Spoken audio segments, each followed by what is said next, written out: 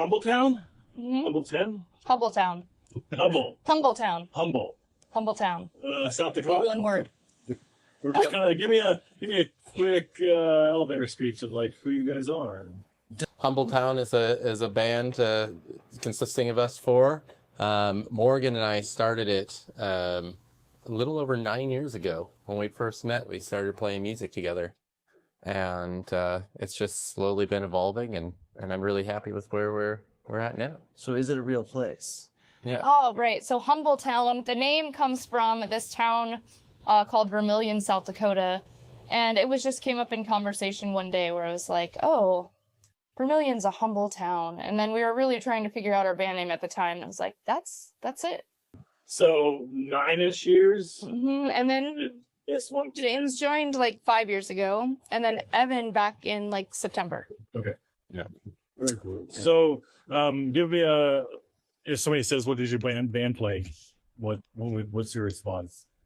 So our first genre we'll say is bluegrass, but we really play a kind of like bluegrass is the umbrella under which fall old time and folk Americana. I mean, hot swing, otherwise known as gypsy jazz, the music of Django Reinhardt. So we mix a lot of things under the bluegrass umbrella. Interesting. Yeah, that's always been hard for me because I've loved bluegrass for years. When I started realizing, do I like bluegrass or do I like folk or do I like Americana? And like, it's there's some real differences in some of that stuff. I've tried calling us a folk band, but then they get mad at me. So Because that's also like its own thing. Yeah. Like, yeah. There's a vibe with folk. And then I play clawhammer banjo, which comes from old time tradition. And so some people straight up say, like, you don't play bluegrass because we have an old time banjo player. Yeah. And so it depends on how religious people are about their genres. I think bluegrass is just like a nice umbrella that just kind of explains to people who maybe don't really study these types of music to just kind of know what to expect. You know what I mean? And also, I mean, one could argue to be true to bluegrass, you would really be having to, I mean, I think to be a bluegrass purist would be like, you know, almost akin to being like a Bill Monroe tribute band, right? Because that's right. Bill Monroe and his bluegrass boys started bluegrass, and it was a very distinctive thing. But since then, it's been evolving, and this is kind of taking on all these different shapes, really. Is this full time for everybody here? Like I know you were. Yes and no. We all kind of have other things that we do. Yeah. But it does take a lot of our attention and care. So Yeah, and James, Evan, and I only do music stuff, you know, for our livelihood. yeah, whether it's lessons or other projects, but yeah. And until recently, Morgan as well. Morgan has also embarked on a PhD. In what? Sustainability. Oh, very cool. Yep. That's awesome. So one question I ask a lot of musicians, like, because I love live music, we'll go to a lot of bands, we'll watch, we just love that world. Obviously, it's obvious what you guys give me or us when we watch. But what can an audience and people do that gives you something? Like, what do you want from your audiences? What do you want from your people? What gives you guys life when you perform? this sounds terrible, but attention. I mean, people like actually listening. And when we look out and we see people listening and, you know, obviously clapping, but like, and, you know, like last night we had some people come up and just say how much they appreciated like really specific things that we did. And it was like, oh, wow, yeah, you care about what we're doing. And Yeah. I mean, we've said for years that we care way more about you know, listening crowds. Like we'd rather play to like 3 years ago, you know, we would play for like 10 people in a listening room, and we would also do gigs where it was 50 people in a bar, and we would rather have the 10 people in the listening room. So Absolutely. Yeah. yeah, especially like a lot of our songs, like we put a ton of work into our lyrics and stuff. And so it's like, yeah, if we can tell you're listening, and then and especially if they come and talk to you about the songs and like what struck them, it's like, that means something. That's a good segue to what I was going to say is like, so for example, song is 3.5 minutes long, but like, even for example, Morgan has a song that they've worked on for 15 years and isn't just recently becoming something that like is like fully embellished. So it is like, even though it's only like, what, 180 seconds of music, it took 15 years of time, you know. I would say Beautiful.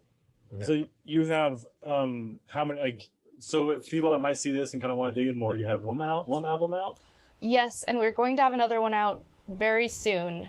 And I mean, by very soon, I'm probably looking at September at this point. But it's been in the works, and it was a labor of love, and we're very excited to be getting it out. and it has gone on to mastering. Mm-hmm. Yes, it's being that. Yeah, we can share the process of the progress, but it is also, you know, like after that step, there's so many, like, especially when you come up to like actual like releasing of physical stuff, you know, it takes so long to like, because we haven't even really talked about that either yet. We need to talk about that. Very cool. Well, I'm not going to hold you up too long. I know you got a concert, but I would love if you played a couple songs for us in here. Until I go and River Dreams. Oh, we're doing River Dreams, not just North Paradise. Yeah, this is a song that I wrote about a guy buying a house in California, worked as a union electrician all his life, and bought a beautiful house just north of a town called Paradise in California. And it's called Just North of Paradise. 1, 2, 3.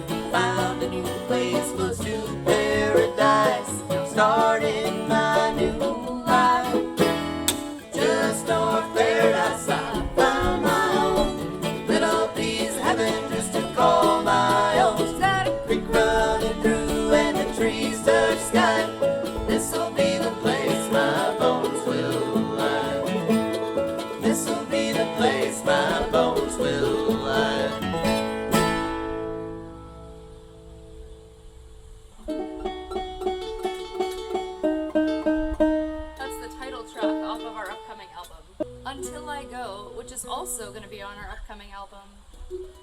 Indeed. And Dylan wrote it. Yep. Yeah. All right.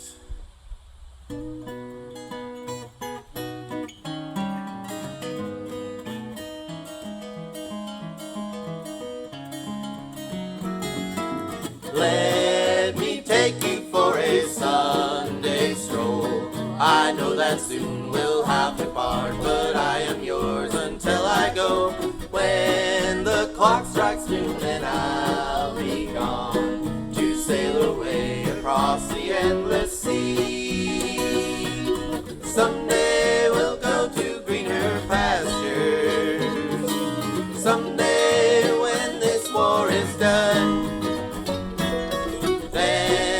I'll meet you in the early morn, back where our first memories were born.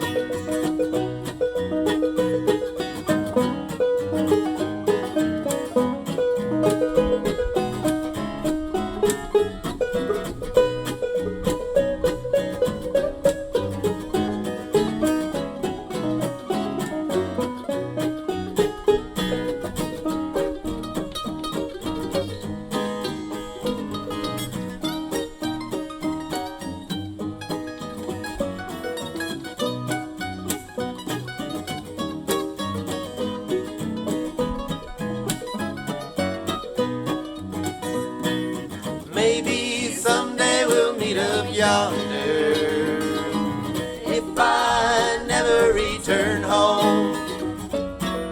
Then I'll see you on that golden shore, where we'll hold hands and sing our songs once more. Let me take you for a Sunday stroll. I know that soon we'll have to part, but I am yours until I go.